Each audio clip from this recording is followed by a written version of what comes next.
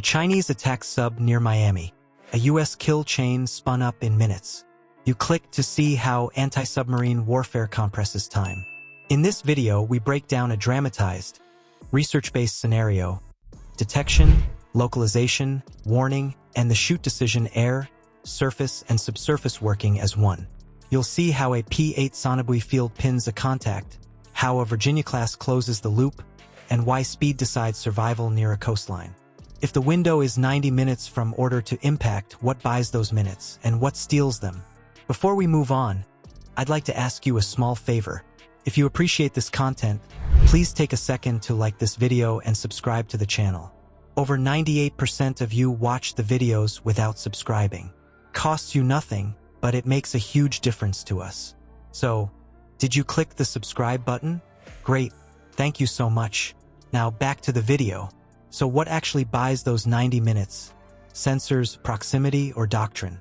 You already know the clock starts the second a sub drifts inside the coastal ring. Here it's detect, then locate, then warn, then destroy. Each verb eats seconds. Each handoff trims risk.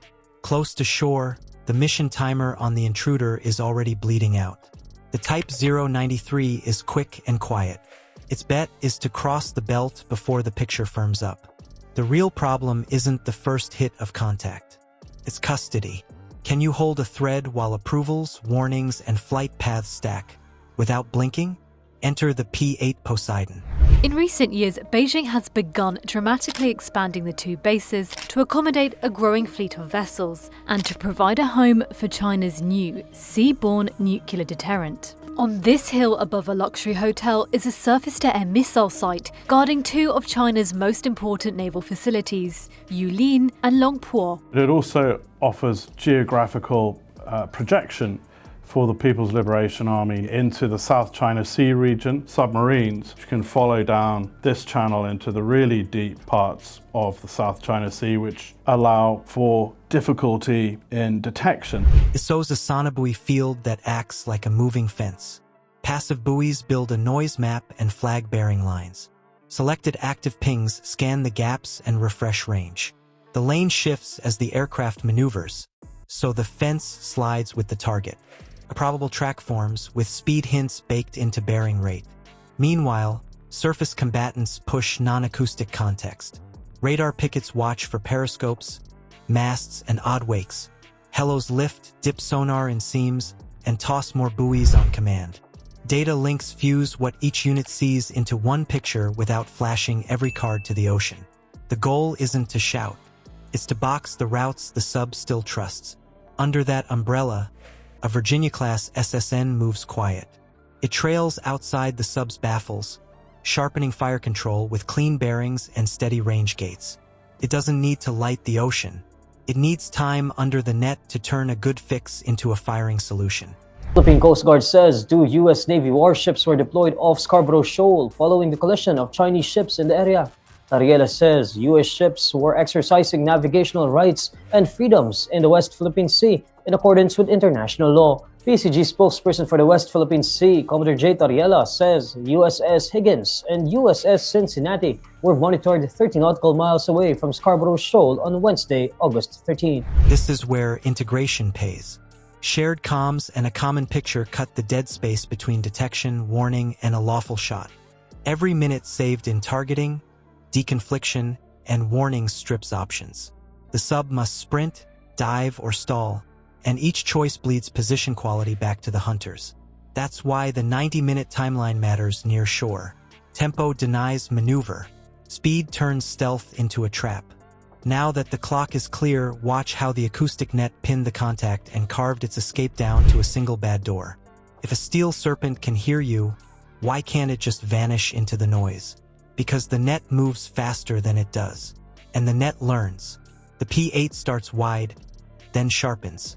It lays passive buoys first to paint bearing lines and noise color, prop rhythm, flow noise, transient clanks. Then it seeds selective active in a lattice, short pings that only light the seams. The result is a shifting corridor, a lane that slides with the aircraft and forecasts where the sub must cross to escape. Satellite images show significant work to expand the facilities in Hainan. Additional piers have been built, allowing up to 12 submarines to dock at the base. The number of nuclear submarines that China wields is beginning to look along the sort of capabilities that the United States, France, and the UK has. The ability to replenish, resupply, and rearm these submarines is really a significant development in a very short period of time. The base is also equipped with a large facility to service China's nuclear submarines. An entrance into the mountain, up to 60 feet high, can be seen here, leading to what is thought to be a weapons loading facility. You don't chase the submarine, you force it to cross your gate. But then the Type 093 punches out a decoy, just 10 degrees, and dips deeper for a thermal.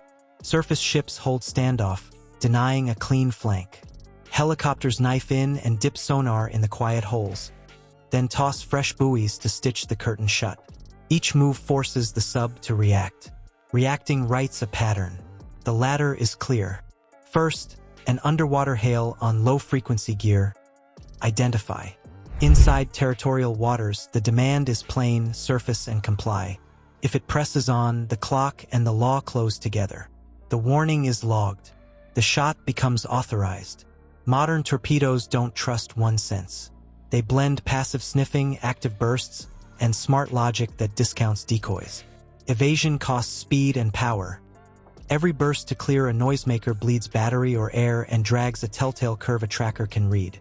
You trade stealth for motion. Motion is math. The shooter's calculus is clean. Geometry for intercept. Bearing rate for closure. Countermeasure timing baked into presets.